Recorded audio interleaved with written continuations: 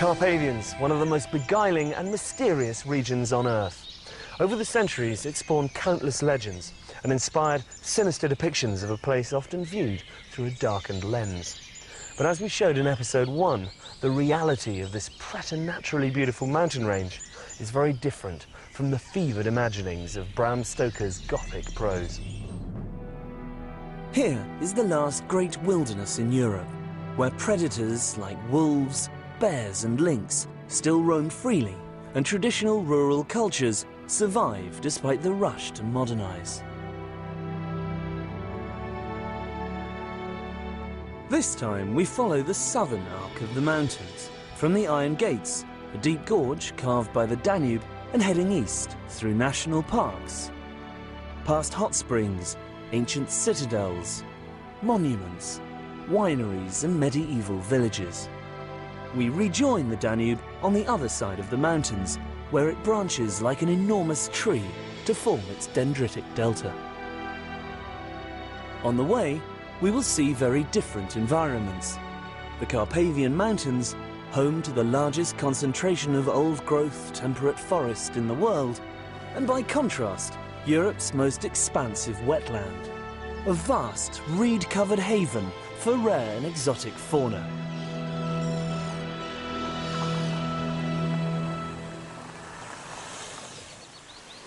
The Carpathian Highlands are a catchment zone for hundreds of water systems that flow inexorably into the Danube, like the Cherna River, which converges just below the Iron Gates.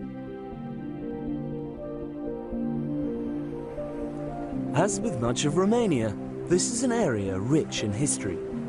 In this place, Roman Emperor Trajan built the first bridge across the lower Danube, enabling the deployment of troops for the war against Decebal, king of the native Dacian tribes, whose depiction you can see carved 40 meters high into the cliffs at Orshava. On their march towards the Dacian capital Sami Segetusa, the Romans discovered a utopian valley, where hot water flowed steaming from the hillsides. Here they built opulent baths and founded the town of Herculane, which grew to become one of the world's most famous spa resorts.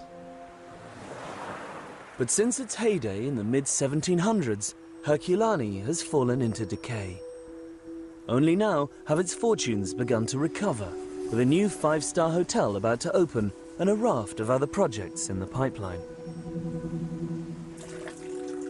The old town is constructed around springs, which possess differing mineral properties, believed to cure a variety of maladies.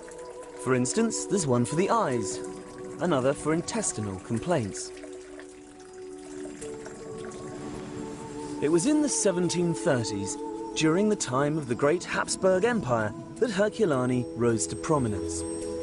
Numerous regal resorts sprang up, all dressed in the gilded opulence of Austrian Baroque, and host to a firmament of kings, queens and glitterati. However, the end of the Habsburg era and the steady decline of foreign visitors meant that its fortunes peeled and faded, like the plaster and paint that covered its palatial streets.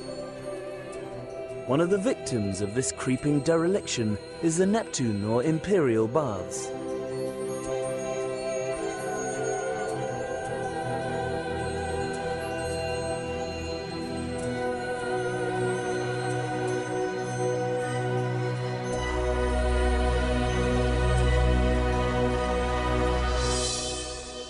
It's an absolute tragedy when you think that this used to be arguably the grandest spa resort in Europe.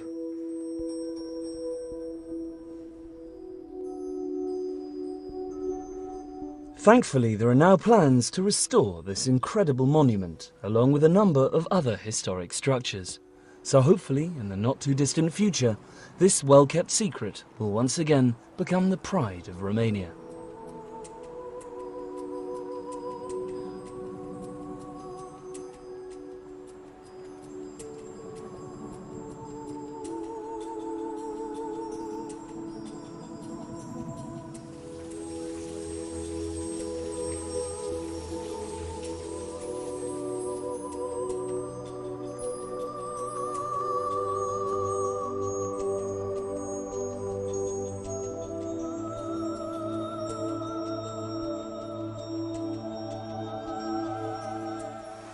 An edifice less likely to collapse anytime soon is this concrete leviathan.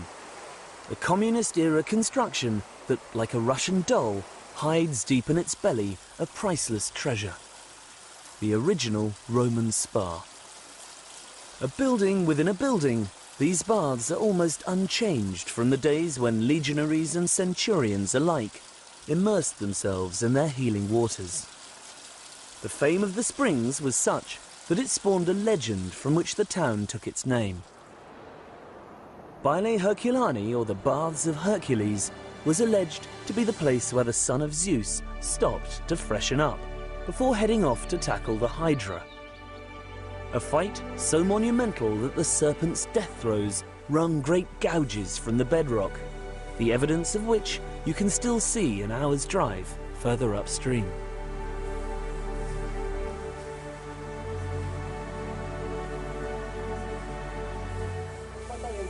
For the majority of Herculane's residents, however, the easiest way to enjoy a thermal bath is to head to one of the communal open-air watering holes on the banks of the river.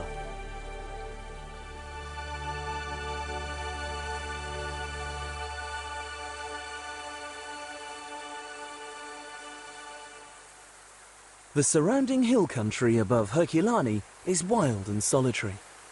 With high rainfall and a filigree of streams, the local people still harness the power of water to help with the daily grind.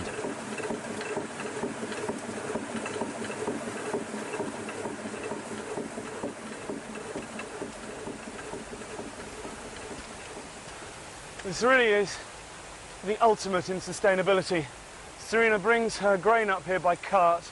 She grinds it using the water from the river, and then she transports the flour back to the village, again by hand, to feed her family and her pigs. At no point is any electricity or gasoline used in this process.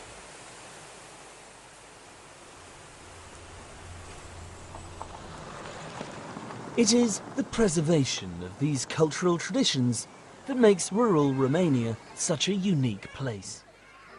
With the rush to modernize, much of this may soon be lost, along with sustainable farming methods and a natural symbiosis with the landscape.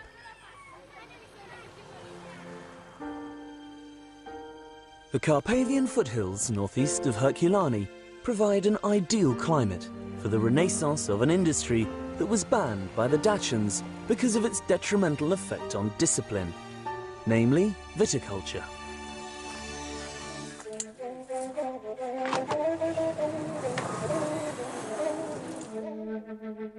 Today, entrepreneur Serbian Border is combining age-old agricultural methods and the latest technology with award-winning results. The natural environment here makes a microclimate, which is very good for the wine growing.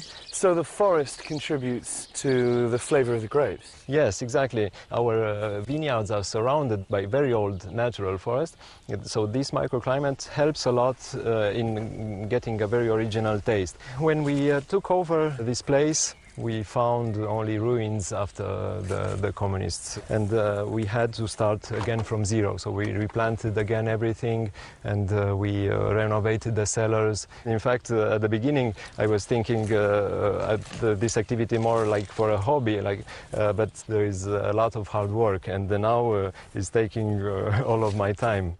And of course it provides employment for lots of the local people. Yes, and this also brings me satisfaction to see those people having a job, and which gives them life back. And I see their children who like this, and maybe, who knows, they will start studying enology, because what we do here, we do for generations. And what are your plans for the future? We want to extend our cellars, and we plan to build guest rooms and also a new tasting room. It's very good for us to show to our customers how we grow the grapes, how we do the wines, and we want also to offer people, besides the visit of the vineyard and of the cellar, we want to visit the surroundings, which are very nice in the Carpathians. There are beautiful places to visit.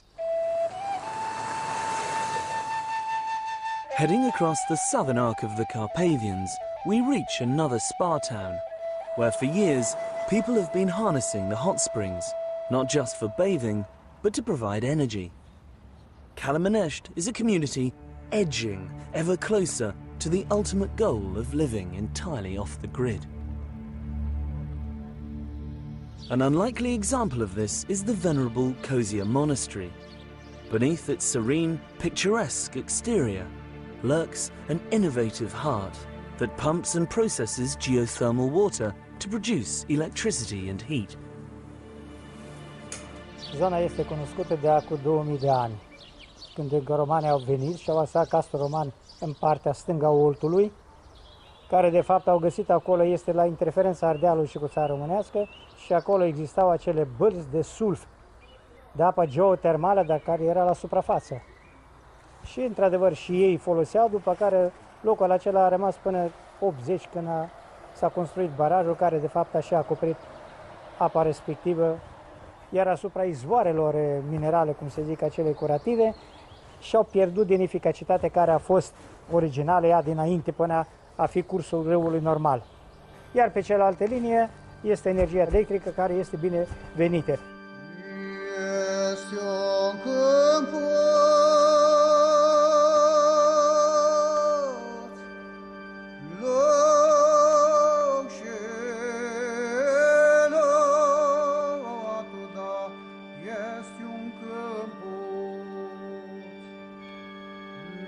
The rare beauty of the hills around Calamenesht has had a strong spiritual significance since early Christian times.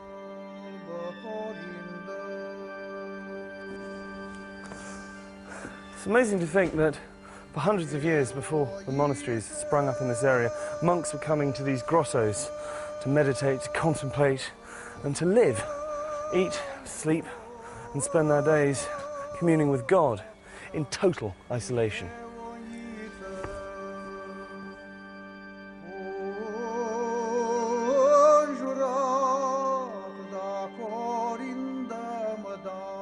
Rising heavenward above the River Olt is the Great Kozia National Park, containing some of the highest oak and beechwood forest in Europe. Although Romania's old-growth hardwood areas are particularly vulnerable to illegal logging, thanks to successful management and the vigilance of park wardens, this mountainside stands a good chance of remaining intact.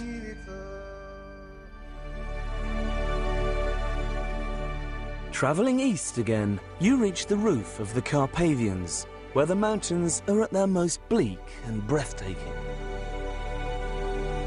Here, the serpentine Transalpina coils around cliffs and snow-capped peaks, providing one of the most beautiful and precipitous drives in Romania. It is from these lofty heights that you can truly see the scale of the wilderness.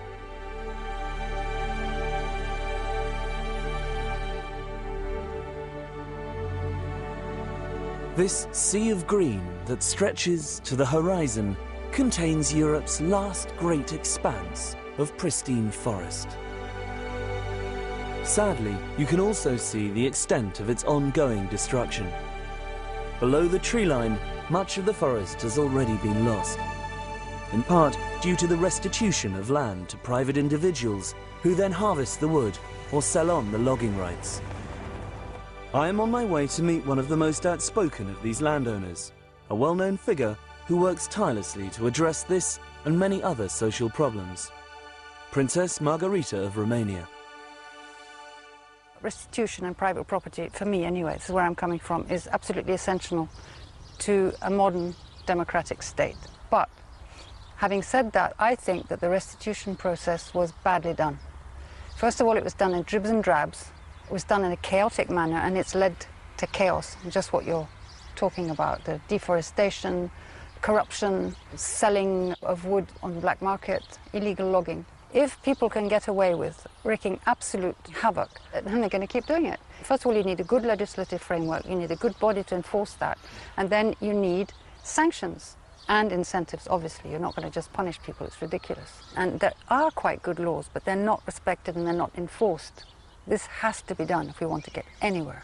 But it's also to do with attitudes and education. Unless people are really educated to respect nature, and I think a lot of our children do have that respect, If you don't have respect for one another, you don't have respect for nature or for the elderly people who've been very, very badly treated here. Once you're over 50, you're finished. I mean, it's just go out to pasture. So my foundation is linking the old and the very young in all sorts of activities together, and they're learning from each other, and they both value each other. And I think this is a vital importance. And a lot of people said to me, you can't raise money for your foundation because old people are not sexy. But in fact, the amount of knowledge that the children get from them are extraordinary, and there's a huge spark of energy that comes out of that connection between the generations. Do you think it's possible for people living on the edges of the forest to have a sustainable livelihood from the forest itself? Yes, I do. If you set in place a proper policy and proper rules and regulations that people who can work from crafts, from cultural tourism, agritourism, etc., this is something that can definitely allow people to make a living out of their land. And it has to be done, because forests in Romania should be a strategic development point in the whole of Romania. It's not something that can be used up, because once it's used up, it's gone. It could be the best brand Romania has. There's no choice. Either you do it or it's the end of everything, and it's absolutely vital to the future of Romania.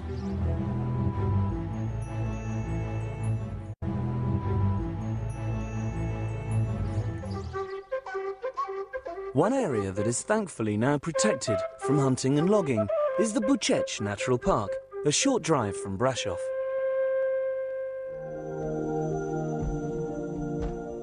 For an overview, the more intrepid can hire a microlight tour of the surrounding wilderness.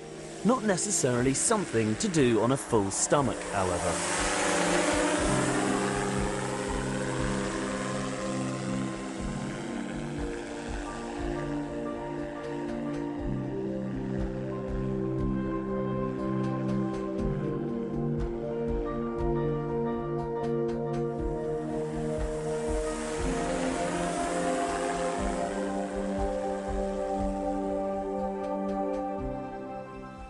But for full immersion, the only way to properly appreciate this vertiginous paradise is to pull on your walking boots and head out on one of the many trails that crisscross its rugged slopes.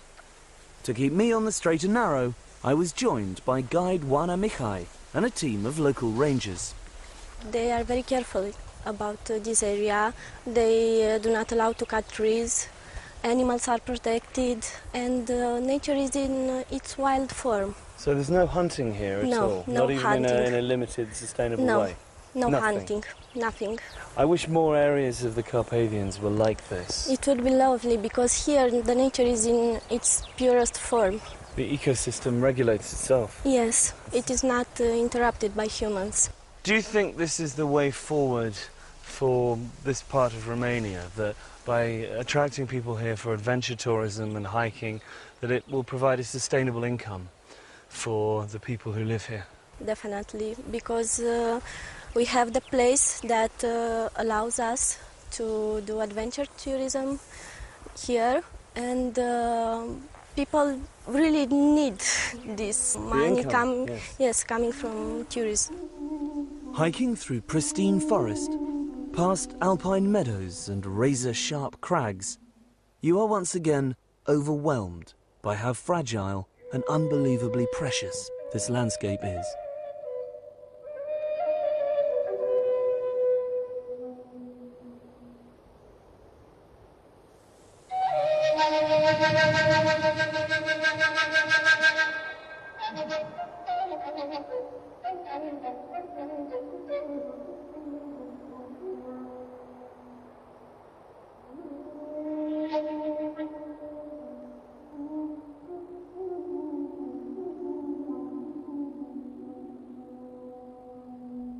The main base for exploring Buceci is Bran, which is dominated by an impressive Gothic castle. A popular spot for Draculophiles, despite its origins as a minor border keep, with no connection to Vlad the Impaler whatsoever. Nevertheless, Bran Castle is a good example of successful restitution. Its Gothic splendour draws tens of thousands of visitors every year, and the tourist industry here is booming.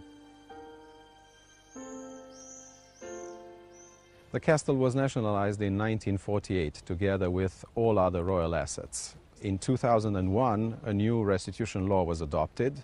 At that time, the owners filed a claim for restitution, and 5 years later, in 2006, they managed to finish the restitution process. It took only 5 years. In many other cases, it took much more. In some cases, claims are still not settled. So it is a successful story. The new owners have started a very comprehensive renovation program, and as a result of that, a number of houses in the castle's park have been renovated, and the number of rooms in the castle. The number of tourists has increased ever since 2006 at a rate of 15 to 20% per year. That makes it a much better tourist attraction. And the castle is now open to private events. It happens on a very frequent basis that people are coming to celebrate to Bran Castle. As a result, the whole village of Bran profits from the restitution. How do you as a Romanian feel about most people associating Transylvania so closely with Dracula? Well, some Romanians believe that Dracula being associated so closely to Transylvania, it's an insult to Vlad the Impaler, who was a hero of Romania and has defended the land against the invaders. Personally, I believe that the myth of Dracula, it's a very good story, it's universal, people want to hear about it, and therefore we should use it and be proud of it. If you prefer somewhere a bit wilder and more in keeping with the surrounding environment, there are also a number of spectacular lodges that offer a more authentic way to experience this breathtaking area. Like one overlooking 2 national parks high on the Balaban Hill outside town.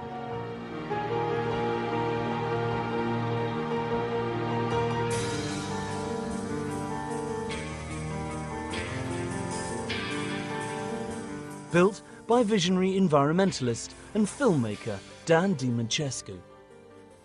Well, this is kind of a little mini miracle. I've been coming to Romania for many times now since the 1990s, and on one little trip I came on this hilltop and just fell in love with it.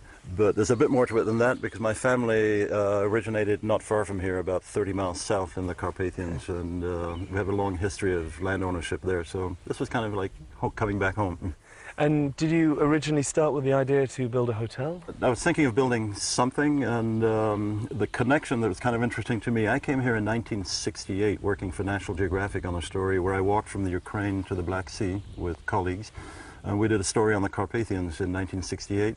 We came around here and I sketched a little building in my notebook, and by a miracle that building was taken to Sibiu, to the Ethnographic Museum. I saw it, and this is a carbon copy of that building that I sketched in 1968. And I'm a kind of an aficionado of architecture, and when I see these buildings, I see a very beautiful, elegant design, almost Japanese in elegance. So there's been a lot of pleasure creating this. The most important part was that we had craftsmen from Svente Gheorghe, which is the Hungarian-Romanian community not far from here, who know how to work with wood. And they were very good craftsmen, very good craftsmen.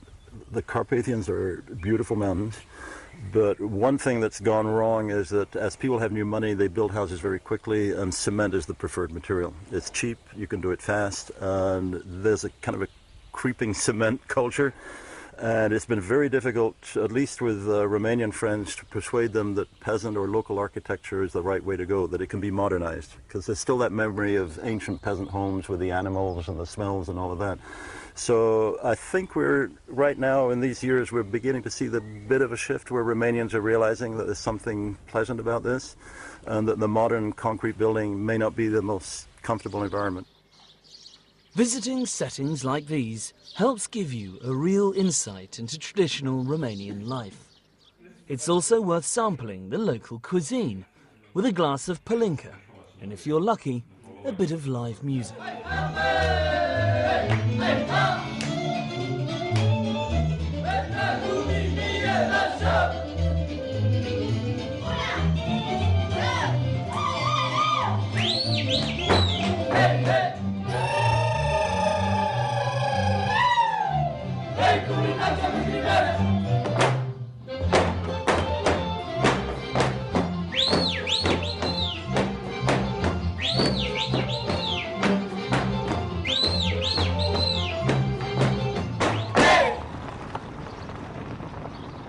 It's places like this lodge near Bran that are at the forefront of cultural tourism in Romania and represent one of its best hopes for the future. The capital of this area is Brașov, a vibrant city with great cafes and restaurants, beautiful churches, and a dramatic, if slightly derivative, backdrop.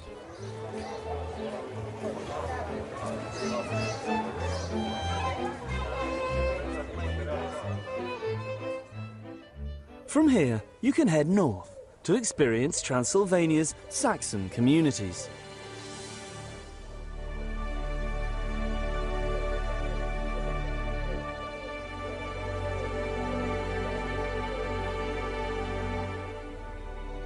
The chief of these is Sighișoara, one of the country's most visited attractions and the alleged birthplace of Vlad Tepes.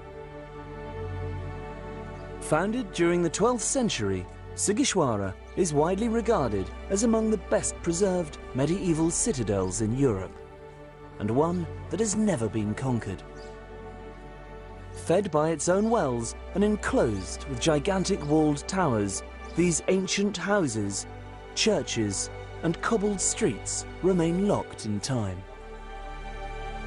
Each of its 14 towers were built and maintained by a guild. Among the most striking is the clock tower, which controlled the central gate and stored the city's treasures. Today, 9 of these towers are still standing, and one charity is working to repair and preserve them by returning them to the crafts and guilds responsible for their construction. The Trust is an organization that works to preserve the cultural heritage and the identity of the villages in Transylvania mainly. It took this name because Mihai Eminescu is, as you may know, the Romanian national poet. And what the Trust and himself have in common is the idea of preserving our national identity. And this is primarily within the Saxon areas of Transylvania? Most of all, we work in the counties of Brașov, Sibiu, and Mureș. And we're working in the villages that were populated by Saxons who most of them left after the revolution and who were then repopulated by Romanian and Roma population. But also we're working in Sighișoara, where again we're trying to touch the architectural heritage, the tower that you're seeing here, as well as the natural heritage. But it's not just about preserving the buildings, the architecture itself, is it? It's not. One thing that is specific to Romania, and it makes us proud, is that this architecture, this wonderful nature is lived. The human communities are very much alive everywhere, and the Trust is trying to preserve this as it is, to give people an opportunity to have a good social, economic and cultural life here, not to live for the bigger cities, not to live abroad. Our intention would be to have in time in Sighișoara a craftsman working in every tower. Sighișoara may be an impressive place by day, but at night it becomes something else entirely. I know that Romanians are fed up with references to Dracula and Nosferatu, but standing here in what is arguably the birthplace of Vlad the Impaler, one of the oldest citadels in Europe, and seeing the glistening flagstones in the darkness between pools of lamplight, you do feel as if you've somehow stumbled into a Gothic horror.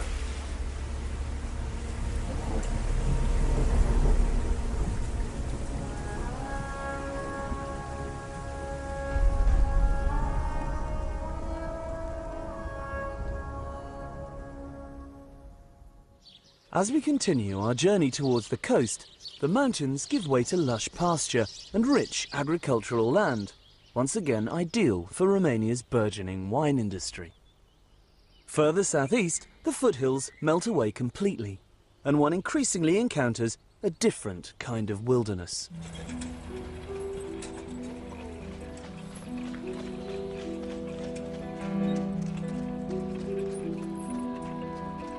When Romania joined the EU, many of the old ineligible factories, hastily built under communism, had to be abandoned. Today, they are slowly rusting and crumbling back into the ground, providing an unlikely haven for wildlife. Here in Kalarash, the old steelworks serve as a backdrop to what has become a vibrant wetland and a sanctuary for birds.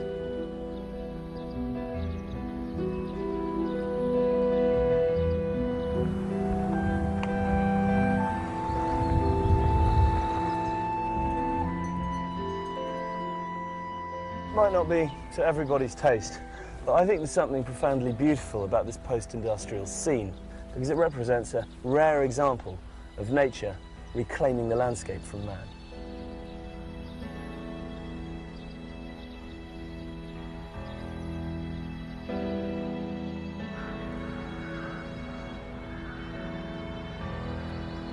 The water that flows out of the Kalarash lakes continues a short distance to merge with the Danube.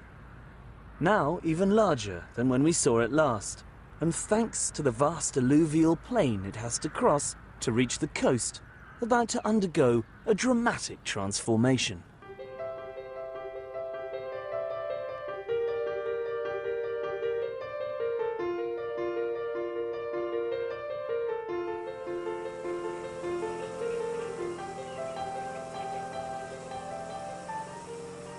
As it nears the sea, the Danube divides into a labyrinth of channels, a vast reserve designated by UNESCO as a World Heritage Site. If Ceausescu had had his way, all of this would have been drained and converted into farmland. Instead, it remains the largest wetland area in Europe and one of the most biodiverse regions on the planet. The Danube Delta has been described as the Amazon of Europe. 2,200 square miles of rivers, canals, marshes, reed-fringed lakes and sandy islands. This euliginous Eden harbours over 300 species of bird and 45 different types of freshwater fish, providing a critical habitat for many endangered animals and plants.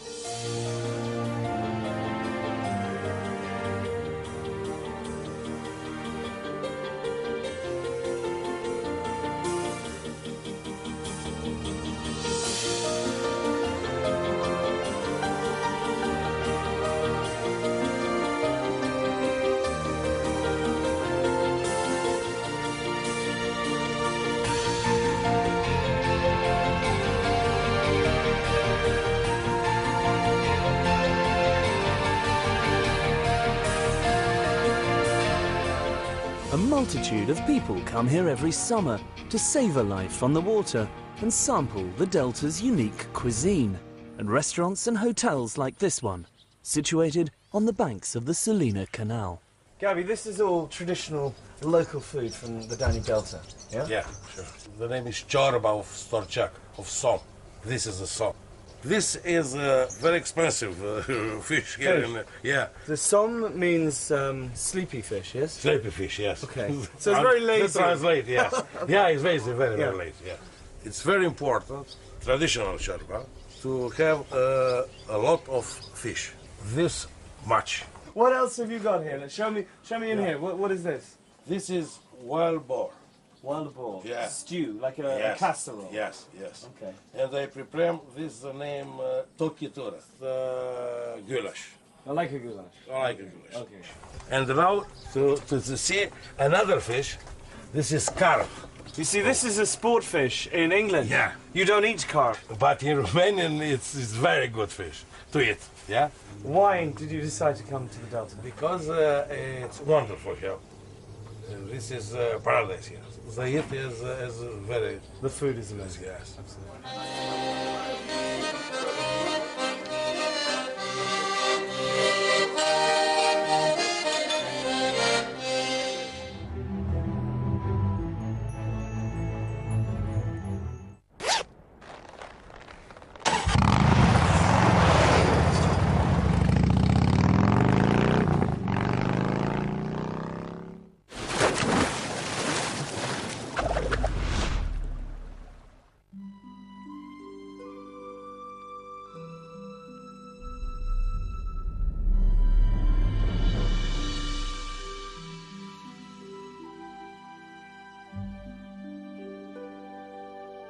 With the pressures of modern society and the toll it takes on our system, more people than ever are choosing to spend holiday time revitalising their body and mind.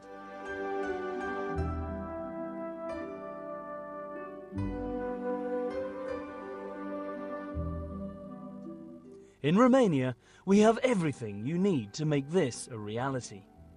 With a wealth of geothermal springs and an entire third of Europe's total hydromineral reserves, this is one of the best places on the planet to relax and recuperate.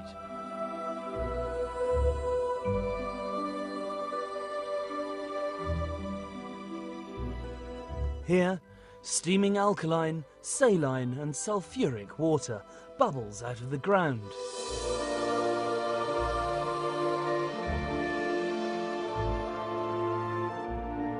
And remote mineral lakes and mud baths provide a unique opportunity to detox and soak away the aches and stresses of daily life.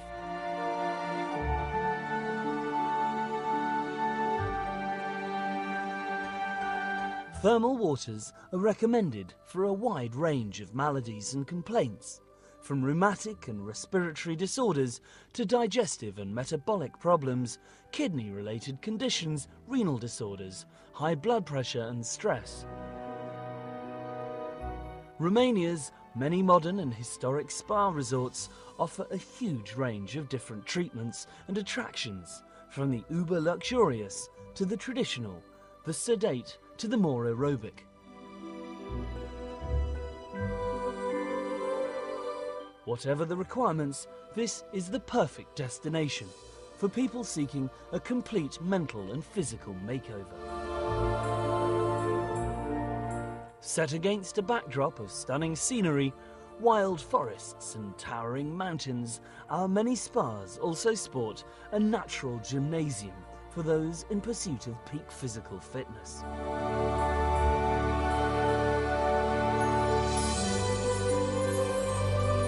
Whether you're looking for an intensive program of massage, healthy eating and outdoor pursuits, there really is nowhere like Romania to help you turn over a new leaf.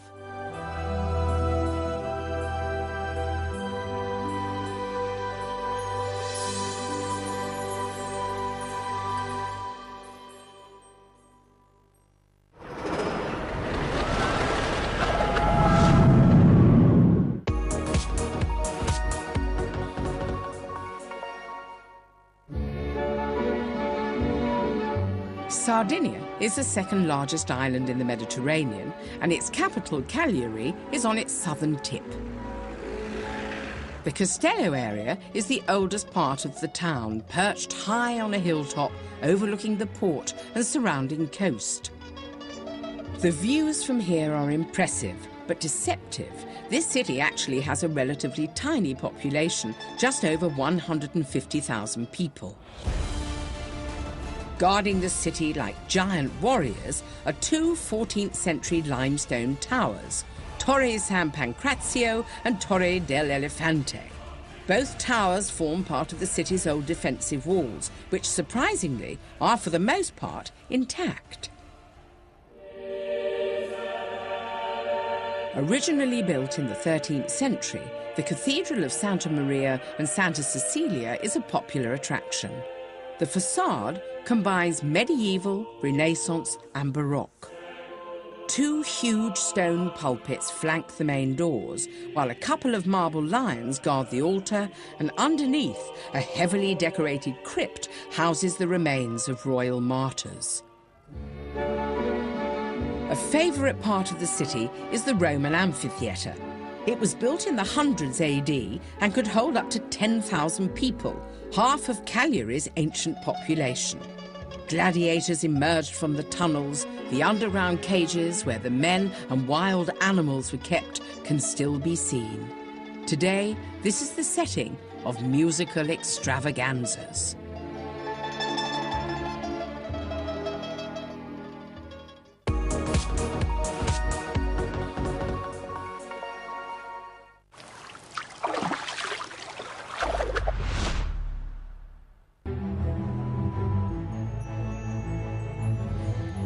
One of the most beautiful parts of the Delta is Letia Forest, the oldest national park in Romania, located between the Sulina and Chilia branches of the Danube.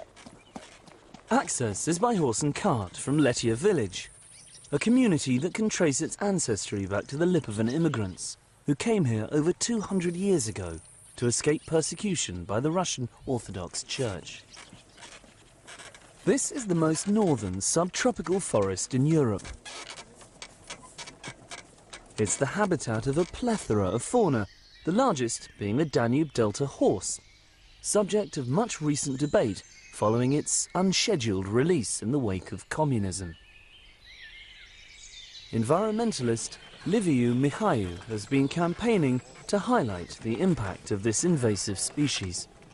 I know there's been a lot of controversy about this issue. Some people have said they should be culled, other people say they should be allowed to roam free here in the forest, but there has been an impact, hasn't there? Already a visible impact. Yes, the specialists saw this impact on the trees, on the species, and maybe in 10 or 20 years will be a mess for this unique forest. You know, it might be irreparable damage to the ecosystem.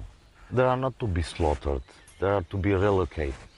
Maybe 100 of these horses maybe remain here for the tourists. And maybe one day we'll have a Romanian Mustang, you know, in this forest, after 5 or 6 maybe generations, you know. Of course.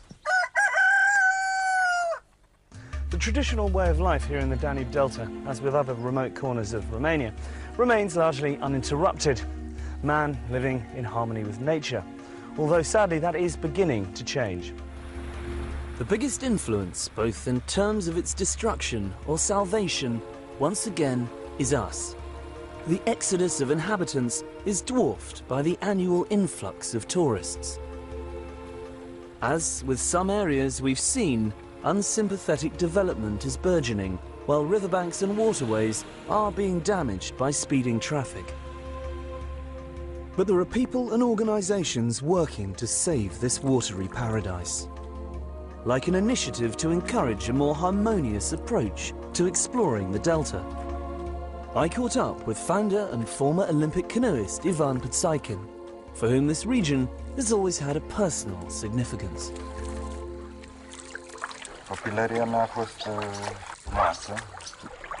De mic, primul lucru pe care mi-l aduc aminte, mi-aduc aminte că m-am trezit într-o dimineață în baltă cu bunicul meu. Eram în vârful bărcii, așa. Și asta mi-a rămas foarte plăcut, impresionant. Școală, îmi plăcea la școală să merg, pentru că de foarte multe ori la școală trebuia să mă deplasez cu barca. Toate lucrurile astea erau pentru mine normale, iar nicio clipă nu m-am gândit că voi ajunge și în sport. So now you've moved back here and you're involved in various projects. What are you doing? Este proiectul România care promovează un turism lent, care promovează tradițiile și cultura din zonă, protejează și natura. Așteptăm și turiști care să respecte această frumusețe de Toro, you're working with Ivan on this, yes? Yes, and it's a great honor for me. One of the targets of our project is to bring tourists which is interested about what the nature and the local people can offer without any special investment. And this is the reason why Ivan and me, we are not trying just to promote the ecotourism. We are also trying to build partnership with associations which can bring know-how. And I think if we put on the same level the need of infrastructure with the need of protecting nature, and we will invest the same amount of energy, money and pride in this, I think we can solve this problem.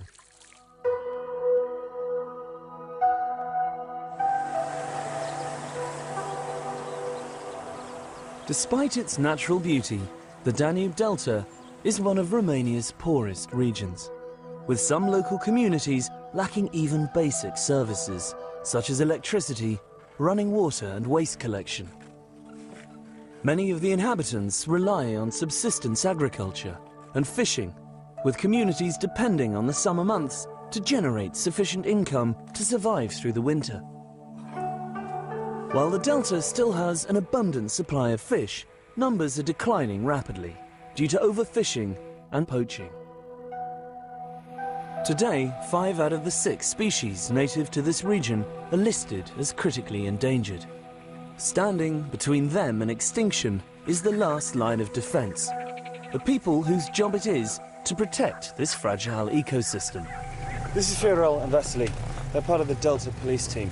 Their job is to come out here at night and try to catch the poachers, which is not an easy task. As dawn breaks, we join one of the other teams out on patrol. Tensions are high as news comes through of a potential sighting.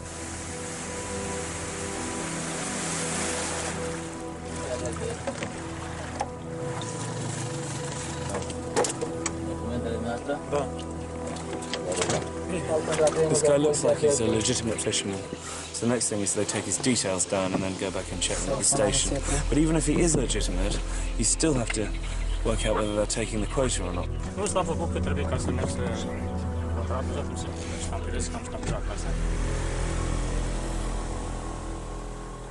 Pentru a forma un om să lucreze pe linia asta de muncă e foarte greu, pentru că delta Dunării are o întindere foarte mare, o suprafață foarte mare și fiecare ar trebui să cunoască exact zonele în care lucrează, în care își desfășoară activitatea. Moments later, we have another sighting. The team roars into action.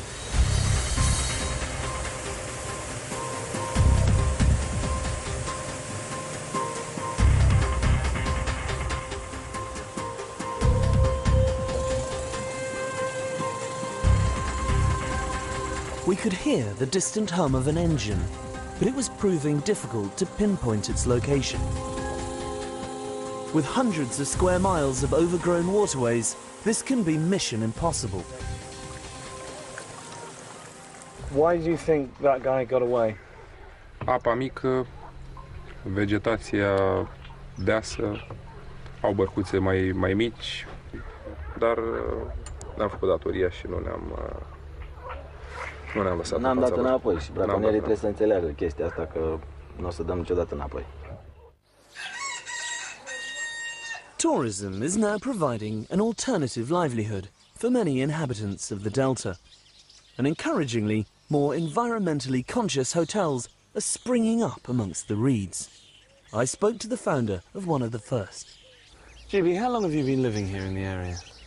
Yeah, I started for 10 years ago, walking and travel around the area, the Dobroja country, and I get an inspiration from the peasants' houses. And I like to continue the traditions, you know.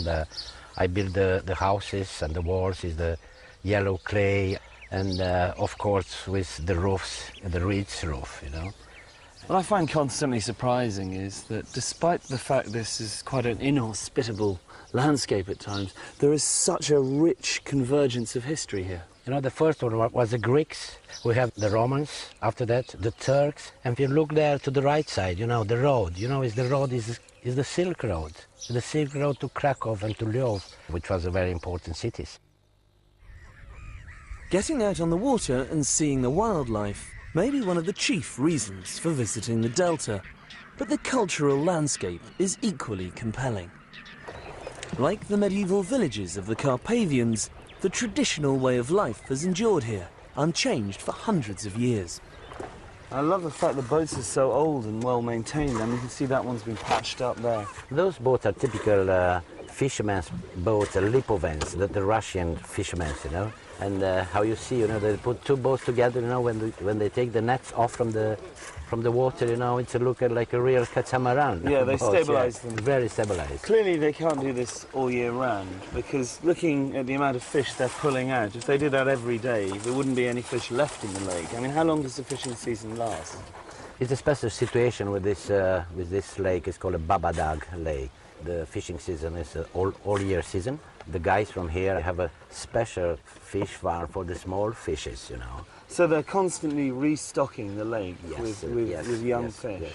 How often do these guys come out here? They are coming daily, except on Sunday. They start rather early in the morning, 3:30, 4 o'clock. They already get a breakfast around 6 o'clock, you know, and around 10 o'clock they have a fisherman soup. It's been their lunchtime. And they make that out here? Yeah, they make it in their boats. It's an old tradition. Bon appetit, Charlie. Yes.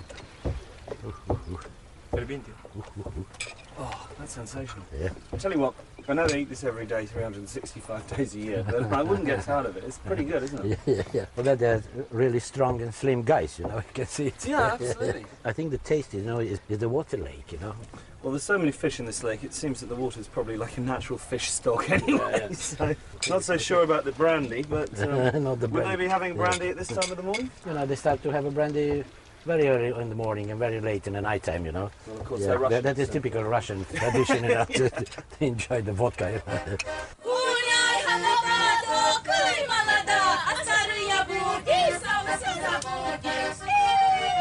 Another important aspect of Russian-Romanian culture is music and dancing, as Gibi and I were lucky enough to witness that evening.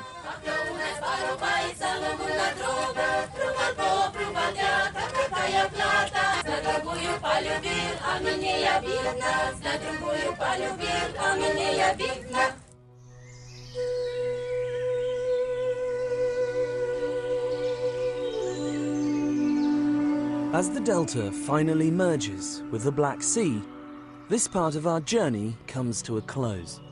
Over the last hour, we have seen many contrasting environments, all of which are fragile, stunning, and irreplaceable. Romania is a country of epic beauty, boasting Europe's largest surviving area of virgin forest and its greatest wetland. But these are not just worth preserving for dry academic reasons. It's landscapes like the Danube Delta and this one here in the Carpathians that could ensure a lasting prosperity for the people of Romania. If they're properly protected and managed, then they'll become an inspiration and an example to the rest of the world. However, if the rivers are polluted and the forests felled at their current rate, then this whole region will resemble that hillside behind me, as bleak and ecologically barren as Snowdonia or the Highlands of Scotland.